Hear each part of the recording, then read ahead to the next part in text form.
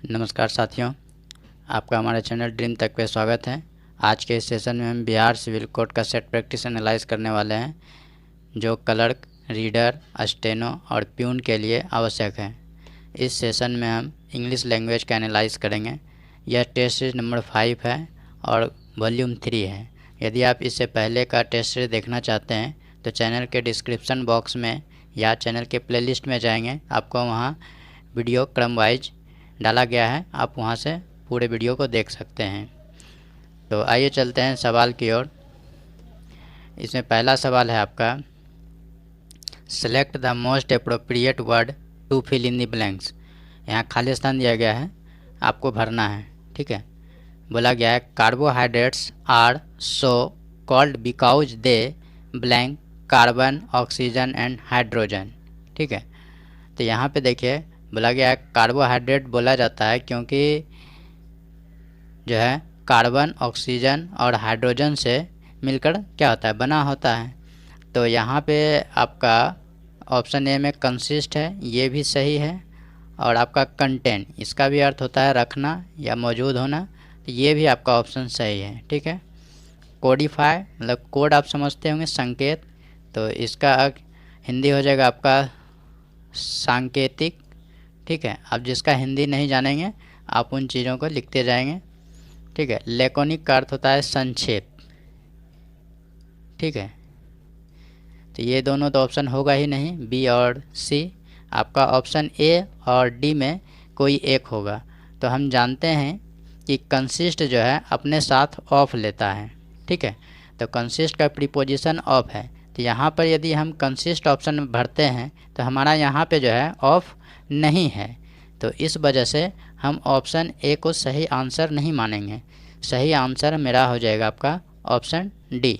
ठीक है, यदि यहाँ पे ऑफ होता तब हम कंसिस्ट जवाब देते, ऑफ नहीं है, इस वजह से हम ऑप्शन डी राइट आंसर मानेंगे। ठीक है, नेक्स्ट सवाल में चलेंगे।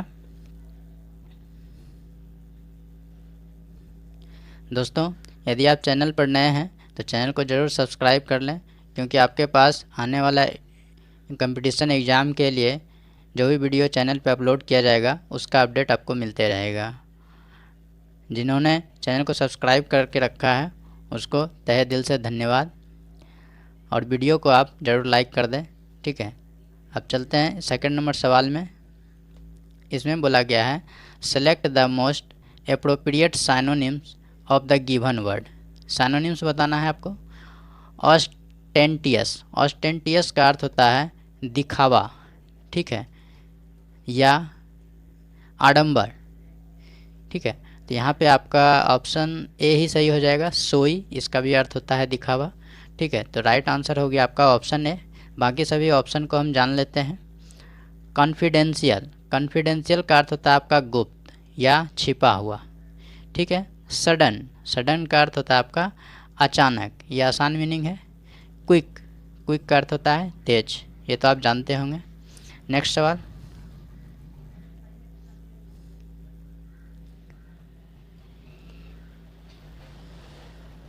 देखिए, इसमें बोला गया है select the most appropriate meaning of the given idioms. ठीक है, यहाँ पे आपका मुहावरा दिया गया है, इसका सही अर्थ आपको बताना है। तो इसका सही अर्थ होता है आपका सेल लाइक हॉट केक्स का सही अर्थ हो जाएगा आपका, जैसे देखिए आप इसमें ही आप इसका अर्थ समझ पाएंगे। देखिए हॉट केक्स आप तो देखे होंगे बाज़ार में, जो गर्म चीज़ें होती है जैसे फास्ट फूड वगैरह, वो सभी ज़्यादा चीज़ें बिकती है, मतलब गरम गरम जो चीज़ें मिल रही होती है बाज़ार में वो बहुत तेज़ी से बिकती है, मतलब ज़्यादा बिकती है। तो इसका अर्थ जो है इसी सेंस में होगा, धड़ल्ले से बिकना या बहुत ज़्यादा बिकना। ठीक है, तो इस अनुसार से सही मीनिंग हो जाएगा आपका ऑप्शन डी राइट आंसर हो जाएगा। ठीक है, cell very fast. Next question में अब चलेंगे।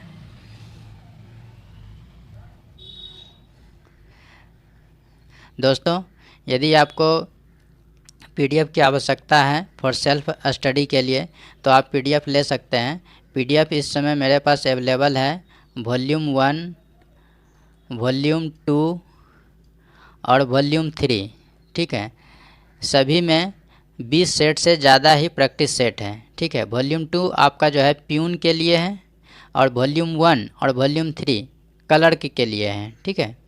तो आप चाहते हैं कि सेट पढ़ने के बाद खुद से सेल्फ स्टडी करने के लिए पीडीएफ रखें, तो आप पीडीएफ ले सकते हैं। वॉल्यूम 1 पीडीएफ के लिए आपको जो है 15 रुपये देना होगा, और वॉल्यूम 2 के लिए 15 रुपये देना होगा, और वॉल्यूम 3 के लिए 15। चाहे कोई भी वॉल्यूम लेंगे आप तो 15 रुपये देना होगा, जिसमें कि आपको 20 सेट मिल जाएगा। ये आप QR कोड या फिर गूगल पे के माध्यम से सेंड कर सकते हैं। मेरा व्हाट्सअप नंबर है 9835611620। इस पर आप मैसेज करेंगे, आपको PDF भेज दिया जाएगा, ठीक है। तो आप इसे नोट डाउन कर लें, अगर आपको ज़रूरत है तो आप मैसेज करिएगा, आपको मैसेज के द्वारा रिप्लाई दिया जाएगा, ठीक है। तो ये सवाल था 4 नंबर में। इसमें आइडियम्स है आपका ब्रेक न्यू ग्राउंड, इसका आपको सही मीनिंग बताना है। तो ब्रेक न्यू ग्राउंड का अर्थ होता है कुछ नया खोज करना, ठीक है। तो यहाँ पे सही उत्तर हो जाएगा आपका ऑप्शन ए राइट जवाब है। नेक्स्ट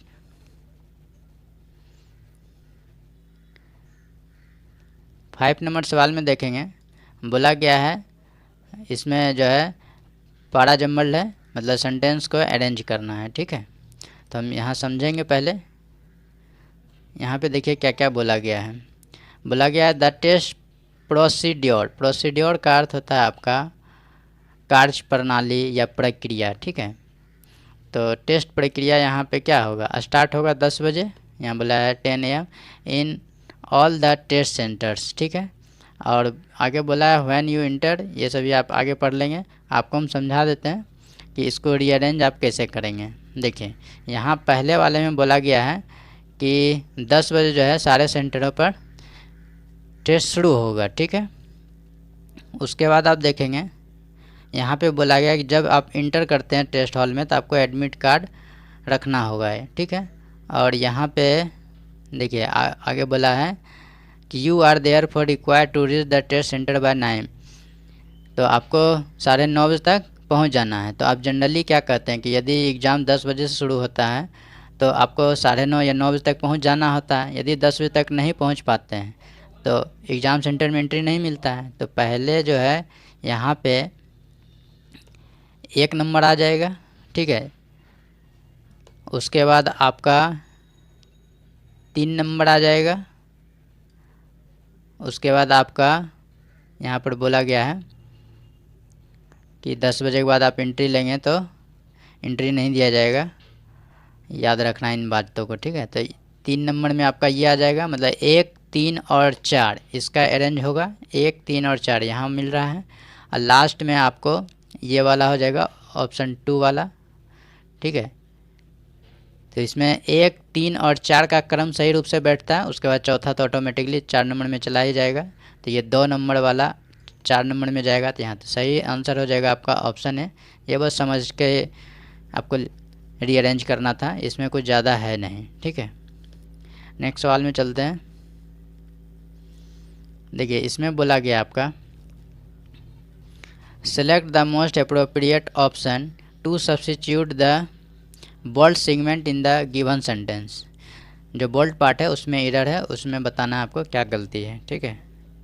यहाँ बोला है this is the student which on the prize in the recitation.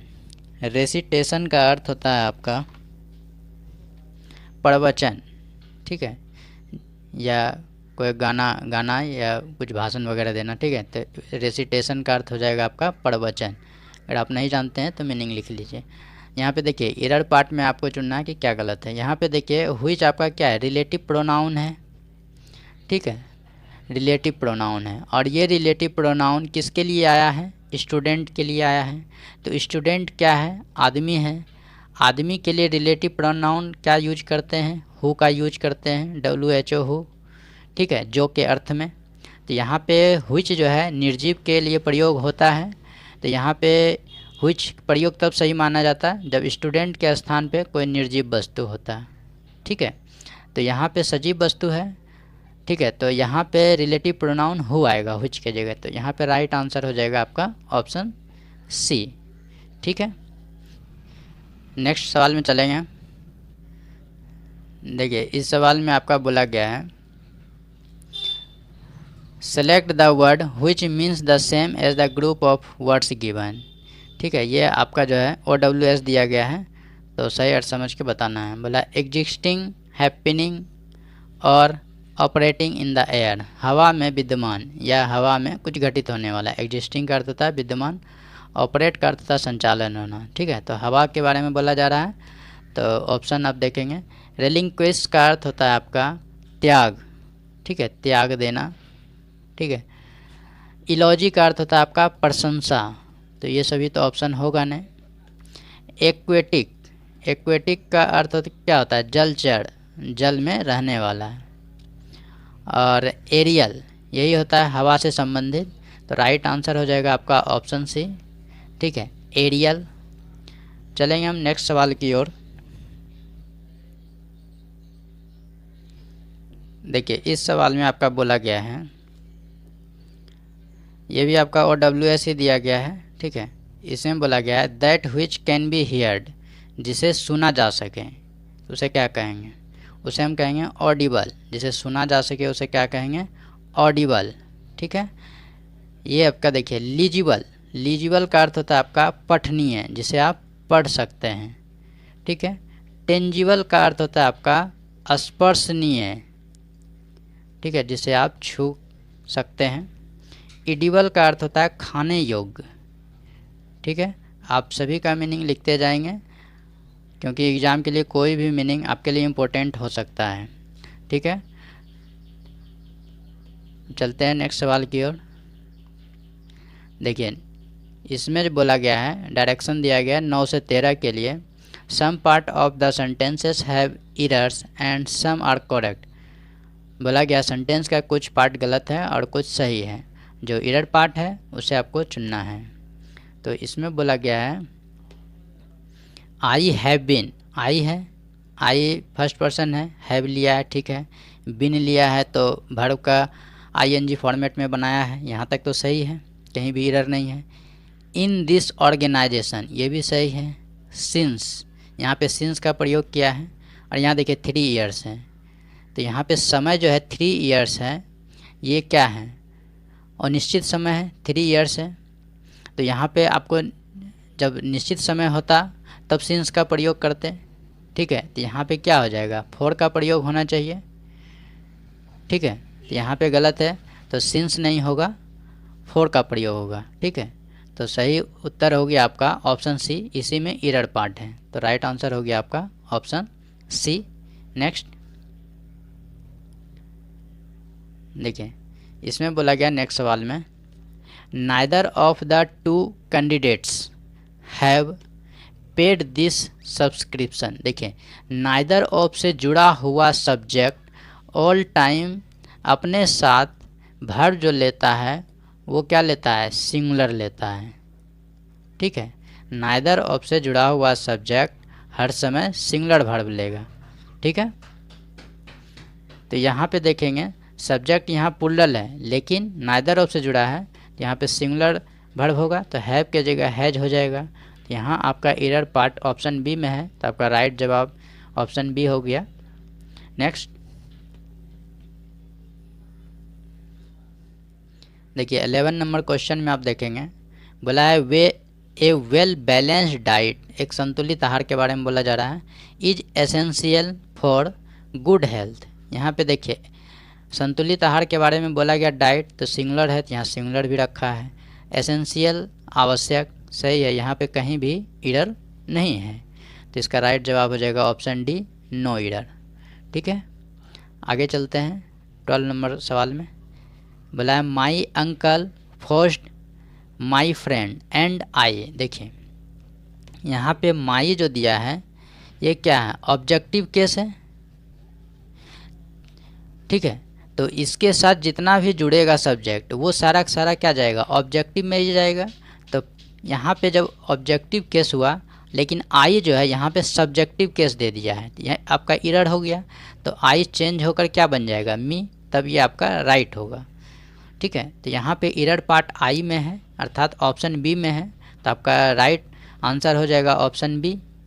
ठीक है, जैसे आप बोलते हैं ना, he gave me a pen, he gave me a pen, उसने मुझे एक कलम दिया। यहाँ देखिए मी क्या है, ऑब्जेक्टिव फॉर्म में है, तो इस तरह से यहाँ भी आई के स्थान पर मी होगा, तब सही हो जाएगा।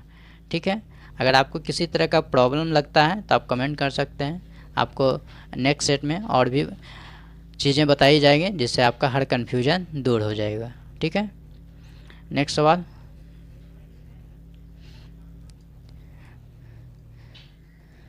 देखिए इस सवाल में बोला गया आपका we had scarcely reached the place then it started to rain heavily. ठीक है, स्कार्सली का अर्थ होता है ज्यों ही। ठीक है, ज्यों ही मैंने स्थान पे पहुंचा, क्या हुआ, बारिश बहुत ज़ोर से शुरू हो गई थी, पास्ट में बनाया है तो। ठीक है, देखिए यहाँ स्कार्सली है, तो स्कार्सली का जो पेयर होता है वो होता है व्हेन। तो यहाँ पे जो देन लिखा है, ये देन चेंज होके व्हेन होगा, तब ये आपका सेंटेंस सही होगा। ठीक है, देन आपका पेयर किसका होता है, नो सूनर डिड का पेयर होता है। ठीक है, अगर सवाल में नो सूनर डिड होता तब देन सही होता, जब स्कार्सली दिया है तब व्हेन होगा। तो यहाँ पे देन को रिप्लेस करना होगा व्हेन से, तभी हमारा सेंटेंस सही हो पाएगा। तो यहाँ पे आप देखेंगे एरर पार्ट देन में है। ठीक है, अर्थात ऑप्शन सी में है, तो हमारा राइट आंसर जो हो जाएगा ऑप्शन सी हो जाएगा। ठीक है, नेक्स्ट सवाल में चलेंगे अब। इसमें बोला गया है आपका select the most appropriate synonym of the given word. ठीक है, एवर्ट, एवर्ट का अर्थ होता है आपका टालना। दोस्तों आप सेट ज़रूर बनाते रहिए डेली। डेली बनाने से क्या होगा कि अब जो है आपको रिवीजन भी लगातार करना है, क्योंकि एग्ज़ाम का डेट अब बहुत ही जल्द आने वाला है। तो कम से कम 1 महीने के अंदर एग्ज़ाम होने की पूरी संभावना है। ठीक है, 1 से 1.5 महीने के अंदर। तो अब आपको सेट बनाने के साथ साथ रिवीजन भी करते रहना होगा। ठीक है, तो आपको जो है इस समय जो अभी सेट प्रैक्टिस मिल रहा है, कुछ सेट प्रैक्टिस में जो है कुछ क्वेश्चन ऐसा है जो कि प्रीवियस सेट का है, मतलब जो आप बना चुके हैं या पढ़ चुके हैं, ताकि आपका रिवीजन भी साथ साथ होता रहे और आप सेट प्रैक्टिस भी करते रहें। तो आप रेगुलर वीडियो को ज़रूर शुरू से अंत तक देखें। ठीक है, क्योंकि अभी हाई कोर्ट का जो एग्ज़ाम हुआ था उसमें जो भी इंग्लिश आया था, जो भी हम सेट पढ़ाएँ उससे काफ़ी क्वेश्चन मैच किया था, और ग्रामर रूल जो जिस तरह से अभी हम बता रहे हैं तोड़ के, वो भी काफ़ी सारा मैच किया है। तो आप कॉमन एरर भी देख सकते हैं अगर आप लोग के पास क्वेश्चन है तो। अगर क्वेश्चन नहीं है तो चैनल पे भी मैंने अपलोड किया है क्वेश्चन को हाई कोर्ट का, तो आप उसको भी देख सकते हैं। ठीक है, कुछ दिन में हम कंप्यूटर का क्वेश्चन अपलोड करेंगे जो कि आपके एग्ज़ाम के लिए काफ़ी महत्वपूर्ण रहेगा और उससे क्वेश्चन काफ़ी अच्छा आएगा। ठीक है, तो आप उसको ज़रूर पढ़िएगा। तो यहाँ पे देखिए सवाल में अब चलते हैं। एवर्ट का अर्थ हो गया आपका क्या, टालना। साइनोनिम्स देना है, तो आपका सही आंसर हो जाएगा ऑप्शन ई, प्रिवेंट, रोकना, टालना, यही हो जाएगा। फेस का अर्थ क्या होगा, सामना करना या चेहरा ऐसे होता है फेस। ठीक है, और कन्फ्रंट का अर्थ होता है आपका सामना करना। ठीक है, ये तो आपका होगा नहीं। एबोलिश का अर्थ होता है उन्मूलन करना। ठीक है, उन्मूलन करना मतलब कोई भी चीज़ मिटा देना, जैसे सती प्रथा का उन्मूलन हो चुका या सती प्रथा समाप्त कर दिया गया, तो उसके सेंस में उन्मूलन या समाप्त के सेंस में हम एबोलिश का प्रयोग करते हैं। ठीक है, तो नेक्स्ट सवाल में अब चलेंगे। देखिए इसमें बोला गया आपका select the most appropriate word to fill in the blanks. खाली स्थान दिया गया, इसमें भरना है। बोला as the principal was busy. As यहाँ देखिए शुरुआत में लिखा है। ठीक है, तो जब शुरुआत में एज हो तो इसका अर्थ होता है चूँकि, चूँकि का यहाँ सेंस आ रहा है। ठीक है, बोला as the principal was busy C, principal क्या है, महिला होगी, इसलिए सी का प्रयोग किया है। Blank a senior teacher to attend the conference on her behalf. अपने बदले में उसने क्या किया, एक दूसरे सीनियर टीचर का क्या किया, घोषणा किया, उसको ऑर्डर दिया, रिजर्व आरक्षित रखा, डिप्यूटेड मतलब नियुक्त किया। तो यहाँ पे डिप्यूटेड हो जाएगा। डिप्यूट का अर्थ होता है आपका प्रतिनिधि के रूप में नियुक्त करना। ठीक है, प्रतिनिधि के रूप में नियुक्त करना। ठीक है, तो यहाँ पे आपका जो राइट आंसर हो जाएगा डिप्यूटेड हो जाएगा। एक होता है आपका डिस्प्यूट, DESPUTE। देखिए यहाँ पे एस लगा हुआ। डिस्प्यूट का अर्थ होता है वाद विवाद, झगड़ा जिसको कहते हैं, ठीक है। तो डिप्यूट और डिस्प्यूट दोनों में ध्यान रखिएगा, एस का मार्जिंग है दोनों में, ठीक है। चलते हैं नेक्स्ट सवाल की ओर। यहाँ पे देखिए क्या बोला है, एंटोनिम्स बताना है। एक्सक्लूसिव, एक्सक्लूसिव का अर्थ होता है आपका विशेष, ठीक है, या एकमात्र, या केवल बोल सकते हैं, ठीक है, एकमात्र। तो इसका अपोजिट क्या हो जाएगा, पहले आप चारों का मीनिंग जान लीजिए, उसके बाद आप खुद भी ढूंढ पाएंगे कि कौन सा सही मीनिंग होगा, ठीक है। यहाँ पे देखिए एक्सपेंसिव, एक्सपेंसिव का अर्थ होता है विस्तृत, ठीक है। इंसिसिव, इंसिसिव का अर्थ होता है आपका प्रभावशाली। क्या होता है अर्थ, प्रभावशाली। और इनक्लूसिव, इनक्लूसिव का अर्थ होता है आपका विस्तृत, ठीक है। एक्सक्लूजन, एक्सक्लूजन का अर्थ होता है आपका घूमना फिरना, ठीक है, या भ्रमण करना, ठीक है। तो आप यहाँ पे चारों का अर्थ समझ गए, तो आपको यहाँ पे अपोजिट देना है एक्सक्लूसिव का। तो यहाँ पे अपोजिट देखिए एक्सपेंसिव भी हो जाएगा और ऑप्शन डी इंक्लूसिव भी हो जाएगा, दोनों एक ही सेंस है। तो दोनों एकमात्र यहाँ पे बोला जा रहा है, तो यहाँ पे दोनों में से किसी को भी आंसर टिक कर सकते हैं, ठीक है। बाकी बी और डी जो है ये तो होगा ही नहीं।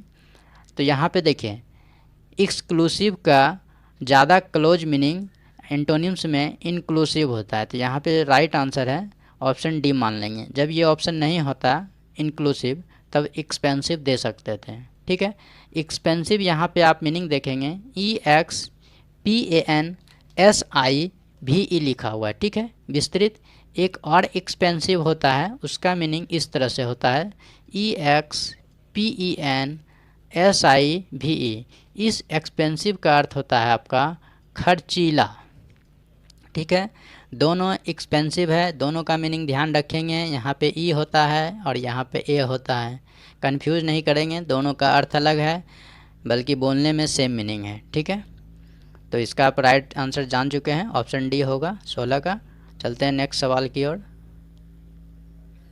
दोस्तों यदि वीडियो अच्छा लगता है तो चैनल को ज़रूर एक बार सब्सक्राइब कर दें, क्योंकि वीडियो बनाने में काफ़ी वक्त लगता है, क्वेश्चन टाइप करना, वीडियो बनाना, अपलोड करना, एडिटिंग करना, तो ये सभी सारी समस्या आती है।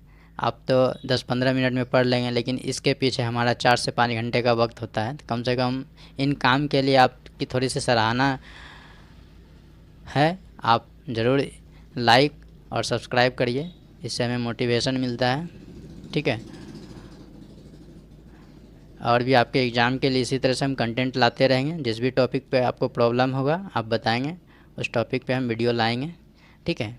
17 नंबर सवाल में आप देखेंगे साइनोनिम्स बोला गया है। ड्रेड, ये देखिए आपको पिछले सेट में मैंने बताया था ड्रेड, अगर आप जानते होंगे तो इसका आप जवाब ढूंढ लेंगे कि क्या होगा। ड्रेड का अर्थ होता है आपका डर या भय, ठीक है। तो यहाँ पे सही आंसर हो जाएगा ऑप्शन ए एडवेंचर। एडवेंचर का अर्थ होता है आपका साहस। तो यहाँ पे बी ऑप्शन होगा नहीं, ये इसका अपोजिट है, ठीक है, साहस। जर्नी, जर्नी तो आप जानते होंगे यात्रा। प्यूटरिड, प्यूटरिड का अर्थ होता है सड़ा गला, ठीक है, गंदा कह सकते हैं, सड़ा गला। तो यहाँ पे सही जवाब हो गया आपका ऑप्शन ए है। नेक्स्ट देखिए इसमें बोला गया आपका एंटोनिम्स बताना है। एबंडेंस, एबंडेंस का अर्थ होता है आपका अधिकता या प्रचुरता, ठीक है। तो यहाँ पे आपका अपोजिट क्या होगा, स्कार्सिटी, अभाव जिसको कहते हैं आप, या कमी, ठीक है। और जेनरोसिटी का अर्थ होता है आपका उदार, ठीक है। और बाउंटी, बाउंटी का भी अर्थ होता है आपका उदार, ठीक है। रेंसिड, रेंसिड का अर्थ होता है बासी, ठीक है। वासी मतलब कल का भोजन, ठीक है, मतलब विगत रात्रि का भोजन वासी। ये निवासी कहीं रहने वाला स्थान का वासी नहीं, वासी मतलब कल रात वाला जो भोजन बच जाता है उसे कहते हैं वासी, ठीक है। नेक्स्ट सवाल में अब चलेंगे। इसमें देखिए 19 नंबर में बोला है सिनोनिम्स आपको बताना है। कॉर्डियल, कॉर्डियल का अर्थ होता है आपका सौहार्द, मतलब मित्रता व्यवहार, ठीक है, मित्रता वाला व्यवहार, ठीक है, मित्रता व्यवहार। तो यहाँ पे सिनोनिम्स फ्रेंडली हो जाएगा, ऑप्शन बी राइट जवाब है। अनविलिंग, अनिच्छुक, जिसमें कि इच्छा ना हो, ठीक है। और हॉस्टाइल का अर्थ होता है शत्रुतापूर्ण, बैरी जिसको कहते हैं, दुश्मनी। कैपेबल मतलब योग्य, तो यहाँ पे राइट जवाब हो गया ऑप्शन बी। नेक्स्ट 20 नंबर सवाल में बोला गया है इनकरेक्ट मीनिंग बताना है, ठीक है। कौन सा इनकरेक्ट लिखा हुआ है, देखिए ये लिखा है आपका कॉन्टामिनेट। कॉन्टामिनेट का अर्थ होता है दूषित करना, ठीक है, या गंदा करना, तो ये आपका सही मीनिंग है। कमेटी भी आपका सही मीनिंग है, COMMITTE। कमेटी का अर्थ कमेटी ही होता है, ये आपका सही है। डिसेंट ये आपका गलत है, ठीक है। डाउटफुल ये भी आपका सही है, संदेह, संकोच, ठीक है। ये देखिए आपका क्या यहाँ पे गलत है उसके बारे में जानेंगे। देखिए डिसेंट होता कैसे, डिसेंट आपका मीनिंग जो है दो तरह का होता है, लेकिन पढ़ते हैं दोनों को एक ही जैसा है। हम दोनों मीनिंग आपको बता देते हैं।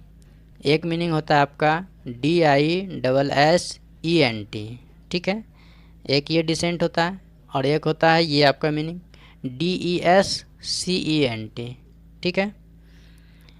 DISSENT इसका अर्थ होता है आपका असहमति, ठीक है, या मतभेद इसको कह सकते हैं, ठीक है। और इसका अर्थ होता है डिसेंट, डिसेंट का अर्थ वंशज, ठीक है, या अवरोहण। अब ये सेट हमारा समाप्त होता है इंग्लिश का। अब हम आपके पास आएंगे नेक्स्ट सेट में, तब तक के लिए आप चैनल को जरूर सब्सक्राइब कर लें और वीडियो को लाइक कर दें। अब आपसे अलविदा लेते हैं।